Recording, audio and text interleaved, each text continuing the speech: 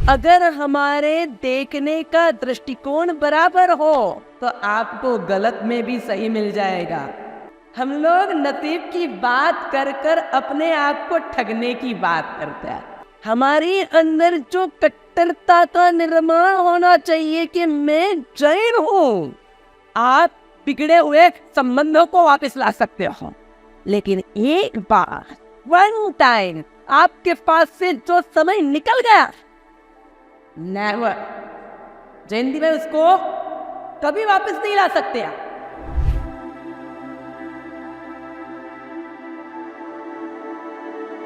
एक बार स्कूल के अंदर हुआ ऐसे, टीचर ने चिंटू को पूछा, चींटी क्या उपकार करती है? स्कूल में चिंटू को खड़ा किया गया। चिंटू ने बहुत जोरदार जवाब दिया कि मम्मी ने मिठाई या चॉकलेट कहाँ पे छुपाई है वो बताने का काम चींटी करती है। अगर हमारे देखने का दृष्टिकोण बराबर हो तो आपको गलत में भी सही मिल जाएगा, और देखने का दृष्टिकोण अगर गलत होगा तो सही में भी आपको क्या मिलेगा? गलत मिल जाएगा। हरिभद्र सुरेश्वर जी महाराज साहब, उनके जीवन में बाकी सब चीज शायद गलत थी पहले जब वो गृहस्थ अवस्था में थे, लेकिन एक चीज सही थी कि वो वचन के बड़े पक्के थे। वचन के बड़े पक्के थे कि मैंने जो संकल्प लिया है, मैंने जो नियम लिया है, उसे मैं किसी भी हालत में पालन करूंगा।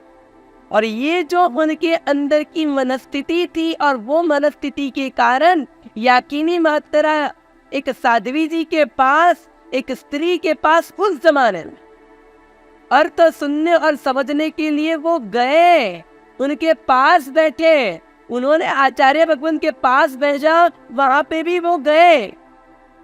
वो गए, आचार्य भगवान के पास 9 तत्व की बातें समझी, जिन शासन के ऊपर बहुमान भाव पैदा हुआ, दीक्षा ग्रहण कर।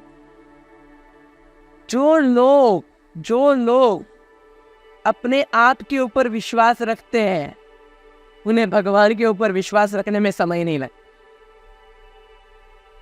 आज के जमाने में सबसे बड़ा प्रॉब्लम है, लोगों का आत्मविश्वास ही खत्म हो गया। सीए की एग्जाम हो, एसएससी की एग्जाम हो, घर के अंदर तो ऐसा वातावरण होता है जैसे मैयत बैठ गई हो। मम्मी टेंशन में, पापा टेंशन में, बच्चा टेंशन में, क्या हालत बना के रख दी है। बच्चे का जब करियर बनाना है, उसको अपने आप के ऊपर विश्वास नहीं है। एक डिग्री नहीं मिली तो ऐसा समझ लेते हैं कि जैसे उसकी पूरी जिंदगी खत्म हो गई। पहले के जमाने में कोई डिग्रियां नहीं थी, फिर भी लोग अरबों रुपए का व्यापार करते थे। सिचुएशन पूरी आज के जमाने में बिगड़ चुकी है, तो उस सिचुएशन को कंट्रोल करना वो हमारी जिम्मेदारी है। उसके लिए सबसे पहली बात है, हमें सही धारणाओं में जीना होगा। किसमें जीना होगा? सही धारणाओं में जीना होगा। सच क्या है, किस तरीके से जिया जा सकता है, उन चीजों को तो हम लोगों को समझना होगा। कल मैंने बात करी थी, पता है गधे और घोड़े में फर्क क्या होता है? गधे और घोड़े में फर्क क्या होता है? तो हिंदी व्याकरण के अंदर बहुत बढ़िया बात बताई है, गधा किसे कहते हैं। तो कि जो हमेशा गलत धारणाओं में जीता है, किसमें जीता है? जो हमेशा गलत धारणाओं में जीता है, उसे क्या कहते हैं? गधा कहते हैं। मतलब गधे को, ऐसे गधा जो भुगता है, तो जब उसको बोलने का होता है तब वो बोलता नहीं है, और जब चुप रहने का होता है तब वो बोलता है। जब भागने का होता है तब खड़ा रह जाता है, जब खड़े रह जाने का होता है तब क्या करता है? भागता है। हमेशा प्राय करके वो गलत चीजों में आगे बढ़ता है। जो गलत धारणाओं में जीता है उसे गधा कहा जाता है। अभी एक बात अपने आप को पूछ लो, आप हमेशा सही धारणाओं में जीते हो या गलत धारणाओं में जीते हो? जो गलत धारणाओं में जीता है उसे गधा कहा जाता है। और जो, मैं हिंदी व्याकरण के हिसाब से बात करता हूं, जो मालिक की एक घोषणा पे दौड़ता है, मतलब एक ही इशारे में मतलब जो घोषणाओं पे दौड़ता है उसे क्या कहा जाता है? घोड़ा कहा जाता है। एक इशारे में जो समझता है उसे घोड़ा कहा जाता है, और बार बार समझाने के बाद भी जो समझता नहीं है उसे क्या कहा जाता है? गधा कहा जाता है। हम लोग कितनी बार समझाते हैं संसार छोड़ो, दिमाग में बैठता ही नहीं है। चलो संसार छोड़ो, वो तो दूर की बात है। संसार के ऊपर की आपकी जो आसक्ति है कम से कम वो तो छोड़ो। होम टू हॉस्पिटल का जो चक्कर है वो तो छोड़ो। आज तो क्या है, व्यक्ति होम टू होटल होता है और होटल टू हॉस्पिटल होता है। बहुत जन को हम लोग पूछते हैं ना, दीक्षा कब लेनी है? बाबू जी हमारा नसीब में नहीं है। मतलब एक काम करो, दीक्षा का मुहूर्त निकलवाने का, वास्ते गास्ते परिवार के साथ आने का, दीक्षा का मुहूर्त निकलवाने का, फिर हर घर पे वायना खाने के लिए जाने का, वायना कर लिया, फिर दीक्षा का वरघोड़ा निकालने का, वरघोड़ा हो गया, उसके दूसरे दिन आपको वास्ते गास्ते गुरु मंडप बनवाने का, पब्लिक को निमंत्रित करने का, वास्ते गास्ते सभी आपके परिवार वालों को श्री शंख को बुलाने का, गुरु भगवंत के पास जाने का, 3 प्रदक्षिणा देने की, आदेश मांगने का, मम मुंडा वेहा, मम पव्वा वेहा, मम वेतम समप्य। गुरु भगवंत आपको ओगा देंगे। अगर इजीली ओगा आपके हाथ में आ गया तो आपके नसीब में दीक्षा है, और अगर ओगा नीचे गिर गया तो समझने का आपके नसीब में दीक्षा नहीं है। हम लोग नसीब की बात कर कर अपने आप को ठगने की बात करते हैं। आप लोग हमेशा है ना सिचुएशन के हिसाब से जीते हो। कैसे जीते हैं? बाबूजी करवारी इच्छा तो नहीं थी पर कोई करो, करना पड़े। ये एक लोगों की मानसिकता होती है। कितनी बातों के अंदर हम लोग बहाने बनाते, और ये बहाने बनाने में ही हमारी जिंदगी पूरी हो जाती है। लाइफ के अंदर हर चीज के अंदर जब भी आपको धर्म करना है तो बहाना लड़ता है, और पाप करना है तो कोई बहाना नहीं लड़ता। अरे आज के जमाने की बात है, पाप करना सबको अच्छा लगता है लेकिन पाप का फल मिलता है किसी को अच्छा नहीं लगता। पुण्य करना किसी को अच्छा नहीं लगता लेकिन पुण्य का फल सबको अच्छा लगता है। हमारे अंदर जो कट्टरता का निर्माण होना चाहिए कि मैं जैन हूं, इस बात का अंदर से एहसास होना चाहिए। आगे बढ़कर धीरे धीरे एक लेवल वैसा आना चाहिए, मैं आत्मा हूँ, इस बात का एहसास होना चाहिए। लेकिन जिसकी नींव मजबूत होगी उसकी इमारत मजबूत होगी, जिसकी नींव कमजोर होगी उसकी इमारत स्वयं कमजोर होगी। आज हम लोगों की इमारत कमजोर है, उसके पीछे की वजह है हम लोगों की नींव कमजोर है। ऐसे बोलो ना कि बचपन के अंदर या तो छोटेपन के अंदर, छट्टी ना दूधनी अंदर, आप अपने बच्चे को संस्कार क्या देते हो? हमेशा आप लोगों ने बच्चों को संस्कार एक ही दिए है, गंगा गए तो गंगादास और जमुना गए तो जमुनादास। बेटा कहीं पे भी जाए तो सबसे पहले किसका सोचना? समाज का सोचना, धर्म का सोचना, किसका सोचना? खुद का सोचना, अपना सोचना। क्या ये सही धारणा है या गलत धारणा? हमारी गलत धारणा है, हम लोग सिर्फ अपना सोचते हैं, और ये अपना सोचने की बात हर जगह पर लागू होती है, हर जगह पर, जिंदगी के हर क्षेत्र के अंदर वो चीज हमें तकलीफ देती है, हमारे समाज को तकलीफ देती है। सबसे पहले ये समझ के रखिए, हम लोग इस भाव में किस तरीके से आए हैं? गेस्ट की तरह आए। कैसे आए? गेस्ट की तरह आए। आप किसी धर्मशाला में, किसी होटल में जाते हो, कितने दिन रहना होता है? 1 दिन, 2 दिन, 5 दिन, 7 दिन रहना होता है। आप लोग रहते हो, गेस्ट की तरह रहते हो। उस चीज के ऊपर आपका ममत्व होता है, ये मेरी रूम है, ये मेरा है, मेरा वो है, कुछ नहीं। वहां पे हम गेस्ट की तरह रहते हैं। भाई आपके दिमाग में क्या होता है? अरे 2 दिन के बाद तो जाना ही है ना, 2 दिन के बाद जाना ही है, 4 दिन के बाद जाना ही है, चलो भाड़े का घर भी ले लो। भाड़े का घर भी ले लो, भाड़े के घर के पीछे कितना खर्चा करोगे? 25 लाख का फर्नीचर बनवाओगे वहां पे?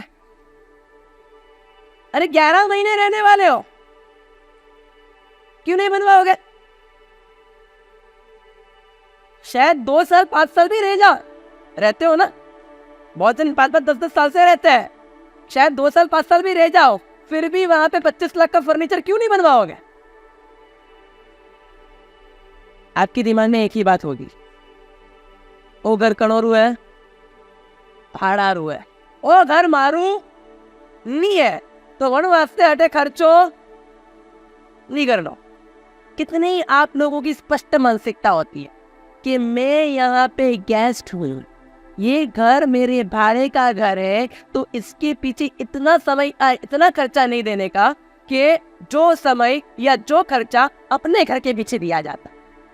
आप लोगों की मान्यता बहुत स्पष्ट होती है और उस हिसाब से आपका वर्किंग भी बहुत स्पष्ट और परफेक्ट होता है।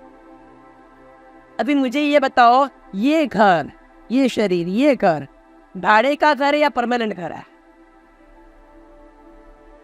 परमानेंट है। मम्मी को पूछ के आना बराबर, दादी बैठी है ना यहाँ पे, दादी को पूछ लेना बाद में। ये घर, वो घर 5 साल 10 साल में खाली करना होता है, ये घर अरे 60 साल गारंटी है। ये घर कब खाली करना पड़ेगा पता भी नहीं चलेगी, ये घर कब खाली करना पता भी नहीं चलेगी। 2 चीज ऐसी है लाइफ में, 2 चीज ऐसी है जो कभी जूनियर सीनियर कुछ देखती नहीं है, जूनियर सीनियर कुछ देखती नहीं है। पहले नंबर की चीज है रोग। कौन सी चीज? रोग। कैंसर होता है वो देख के होता है, ये 10 साल का लड़का है, 20 साल का लड़का है, ये 50 साल के काकोसा है, 80 साल के काकोसा है, देख के होता है। वो देख के नहीं होता, वो कभी भी कहीं पे भी आ जाता है। रोग ऐसी चीज है जो कभी सीनियरिटी नहीं देखती, जो कभी जूनियरिटी नहीं देखती, और मौत ऐसी चीज है जो कभी जूनियरिटी और सीनियरिटी कभी देखती नहीं है। वो कभी भी कहीं भी किसी को भी छू सकती। एक बात समझ लीजिए, रोग और मौत अपने को खाए, उससे अच्छा हम ही वो रोग और मौत को क्यों ना खाना। जिंदगी ऐसी जिए कि मौत को आने के पहले एक बार शर्माना पड़े कि भाई इसको मैं लेके जाऊं या ना जाऊं। ऐसी जिंदगी होनी चाहिए। अब इतना तय करो आपकी लाइफ में क्या लिखना, आपकी लाइफ में क्या लिखना है ये आपको तय करना होगा। एक बार हुआ ऐसे, एक बंदा सुबह सुबह बाहर निकल रहा है, पत्नी ने पूछा कहाँ जा रहे हो? ने बोला डॉक्टर के पास जा रहा हूं, डॉक्टर के पास जा रहा हूं। कि एक ख्याल रखना, इंसान के डॉक्टर के पास मत जाना। बोला कहाँ पे जाऊं? कि जानवर के डॉक्टर के पास जाना। तो बोला मैं तुझे क्या दिख रहा हूं, मैं तुझे दिखता क्या हूं? पति का दिमाग गर्म हो गया, मैं तुझे दिखता क्या हूं ये तो बता। कि आप दिखते क्या हो वो छोड़ दो, आप रहते कैसे हो वो बोल। उसने बोला क्या? कि सुबह मुर्गे की तरह उठते हो। कैसे उठते हो? सुबह मुर्गे की तरह उठते हो, उठने के बाद नहाने जाते हो, भैंस की तरह नहाते हो, फिर घोड़े की तरह भागते हो, दुकान पे जाकर गधे की तरह मेहनत करते हो। मेहनत कैसी करते हो? गधे की तरह मेहनत करते हो, वापिस घर पे आते हो, कुत्ते की तरह भौंकते रहते हो, और रात को गद्दी पे जाकर पाड़े की तरह सो जाते हो। आज की लाइफ क्या है मेरे को बता। आज की लाइफ क्या है? इसके अलावा कुछ है? सुबह उठना, नहाना। उसने अच्छी बात की, खाने की बात नहीं करी थी, कैसे खाते हो। उठना, नहाना, खाना, जाना, आना, बोलना, सो जाना। जानवर नहीं, हम कौन है? इंसान है। एक महान व्यक्ति बनने के लिए ये मानव भाव का अवसर मिला है। इस टेस्ट के अंदर कुछ गलत लिख दोगे, सीए के अंदर तो वापस चांस मिलता है, सीए के अंदर तो वापस चांस मिलता है। ये मानव भाव का चांस वापस मिलेगा? मिलेगा? मैं पूछता हूं आपको। आपको गई हुई इज्जत वापस मिल सकती है, आप गई हुई विद्या को भी वापस ला सकते हो, आप गई हुई संपत्ति को वापस ला सकते हो, आप बिगड़े हुए संबंधों को वापस ला सकते हो। लेकिन एक बार, वन टाइम, आपके पास से जो समय निकल गया, नेवर, जयंती में उसको कभी वापस नहीं ला सकते आप। तो इस जन्म का मैक्सिमम यूटिलाइजेशन करना है। 24 घंटे रोज के आपको मिलते हैं। अब सवाल यह है उसका यूटिलाइजेशन आप क्या करते हो, उसका यूटिलाइजेशन आप क्या करते हो। अगर आपको उसका परफेक्ट यूटिलाइजेशन करना आ गया तो आपकी जिंदगी का उद्धार हो गया, आप टेस्ट में पास हो गए। और अगर उसका यूटिलाइजेशन परफेक्टली करना नहीं आया तो एक बात समझ लेना, जिंदगी में अगले भाव में दूसरी बार ये पेपर नहीं मिलेगा। अगले लाखों करोड़ों साल तक दुर्गति के अंदर भटकना पड़ेगा। नरक, निगोद और पशु योनि में से उद्धार कहीं पे भी नहीं होगा। और ये अगर भटकना नहीं है, हमें अपने आप का उद्धार करना है, तो एक संकल्प लेना है कि हम यहाँ पे गेस्ट बन के आए हैं और हमें ये टेस्ट को क्या करनी है, पास करनी है। और अगर ये टेस्ट को पास करनी है तो आपको क्या करना है, आपको मिली हुई 24 घंटे 1440 मिनट और 84,600 सेकेंड प्रतिदिन, उसका यूटिलाइजेशन आपकी आत्मा के लिए होना चाहिए। ऐसे भी आप लोग क्या मानते हो, चौमासा कितने महीने का होता है आप लोगों का? नहीं, 1.5 महीना होता है, लेकिन इस वक्त 4 महीना बनाना है। पहले नंबर में ये एक अंदर से संकल्प करना है कि ये 4 महीने चलो मैं स्टार्टिंग में तो 1.5 महीना, ये 1.5 महीना 50 दिन। आपको अगर कोई पूछे ना आपकी जिंदगी के बेस्ट दिन कौन से है, तो आपको यूरोप की टूर याद नहीं आनी चाहिए, आपको कोई पार्टी याद नहीं आनी चाहिए। What is your golden period?